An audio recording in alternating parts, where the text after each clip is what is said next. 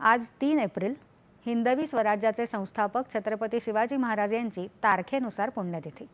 यानिमित्त आज मुंबईत विधान भवनात महाराजांच्या सिंहासनाधिष्ठित पुतळ्याला विधान परिषदेच्या उपसभापती डॉ. नीलम गोऱ्हे यांनी पुष्पहार अर्पण करून आदरांजली वाहिली। यावेळी विधानमंडळ सचिवालयाचे वरिष्ठ अधिकारी आणि कर्मचारी उपस्थित होते। समाजमाध्यमांवरूनही विविध मान्यवरांनी शिवरायांना अभिवादन केलं आहे। उपमुख्यमंत्री सुनेत्रा पवार आणि एकनाथ शिंदे यांनीही छत्रपती शिवाजी महाराजांना अभिवादन केलं आहे। केंद्रीय गृह आणि सहकार मंत्री अमित शहा यांनी छत्रपती शिवाजी महाराज यांच्या पुण्यतिथीनिमित्त त्यांना विनम्र अभिवादन केलं आहे। हे शिवाजी महाराज हे भारतीय स्वाभिमानाचं अजरामर प्रतीक आणि राष्ट्रगौरवाचे रक्षक आहेत। अशा शिवाजी महाराजांनी समुद्र सुरक्षेची दूरदृष्टी ठेवून उभारलेले सक्षम आरमार त्यांच्या अद्वितीय धोरण आणि दूरदर्शी नेतृत्वाचं दर्शन घडवतं, असं शहा यांनी म्हटलं आहे।